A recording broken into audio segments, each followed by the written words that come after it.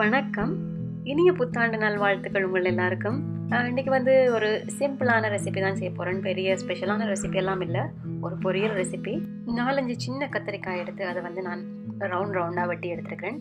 இப்போ பேனை சூடாக்கிட்டு அதில் நல்லெண்ணெய் பாவிக்கிறேன். நான் எண்ணெய் கொஞ்சம் சூடானதும் கொஞ்சம் சீரகம் போட்டுக்கொள்ளுவோம். அதுக்கு பிறகு இப்போ வெட்டி வச்சுக்கிற இந்த கத்திரிக்காயை இதோட சேர்த்துக்கொள்ளுவோம். சேர்த்து நல்லா ஒரு 5 நிமிஷத்துக்கு வதக்கிட்டு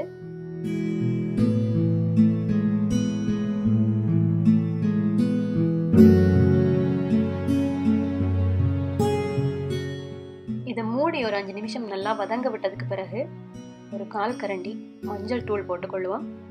தேவையான அளவு உப்பும் போட்டு இதை நல்லா மிக்ஸ் பண்ணி விட்டுட்டு திரும்ப ஒரு மூடி ஒரு 3 நிமிஷத்துக்கு நல்லா திரும்ப வதங்க விடுவோம். அதுக்கு பிறகு ஒரு 1/2 கரண்டி தனி மல்லித்தூள் இதோட சேர்த்துக்கொள்ளுவோம். மல்லித்தூளோட உங்கள்கிட்ட சில்லி பேஸ்ட் இல்லாட்டி சில்லி ஃப்ளேக்ஸ் இருந்தால் இதோட கொஞ்சமாக சேர்த்துக்கொள்ளலாம். சேர்த்து மிக்ஸ் பண்ணதுக்கு பிறகு 2 இல்லாட்டி 3 முட்டை எடுத்து உடைச்சி இதோட சேர்த்துக்கொள்ளுங்க. எண்ணெய் மேலதிகமாக தேவைப்பட்டா நல்லெண்ணெயில் கொஞ்சம் மேலதிகமாக விட்டுக்கொள்ளலாம். இப்போ இந்த முட்டையையும் கத்திரிக்காயும் சேர்த்து கொஞ்சம் மெல்ல மெல்ல மிக்ஸ் பண்ணிக்கொண்டு அதே சமயம் உங்களுக்கு தேவையான அளவு மிளகு தூளை இதோட சேர்த்துக்கொள்ளுங்க. சேர்த்ததுக்கு பிறகு எல்லாத்தையும் நல்லா ஒரு நிமிஷத்துக்கு மிக்ஸ் பண்ணி விட்டீங்கன்னா உங்களுக்கு ஆரோக்கியமான சுவையான கத்திரிக்காய் முட்டை பொரியல் தயாராகிடும். இது நான் சின்னாக்களுக்கு செய்தபடியா வெங்காயம் மிளகாய் எல்லாம் இங்கே நான் பாவிக்கல. நீங்கள் விரும்பினா வெங்காயம் மிளகாய் எல்லாமே இதோட சேர்த்துக்கொள்ளலாம். நல்லெண்ணெய் முட்டை கத்திரிக்காய் 3ம் ஒன்றா சேர்ந்தா அது ஆரோக்கியமான உணவு தான்.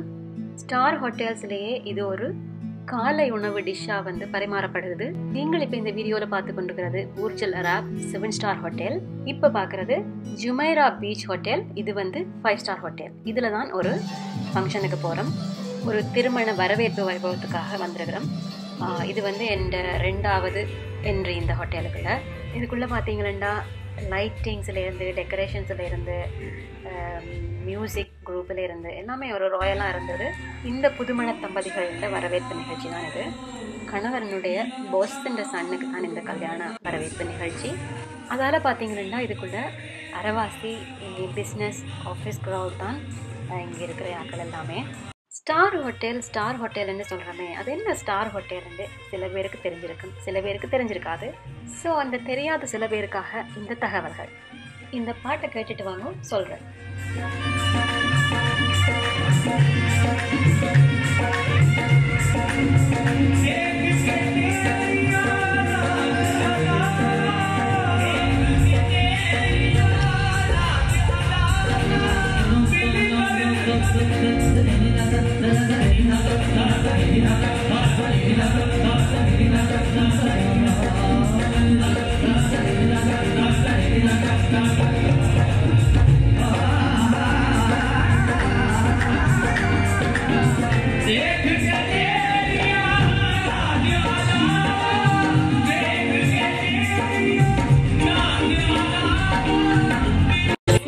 எனக்கு ஒரு வார்த்தைக்கு அர்த்தம் தெரியாது இந்த ஹிந்தி பாட்டில்.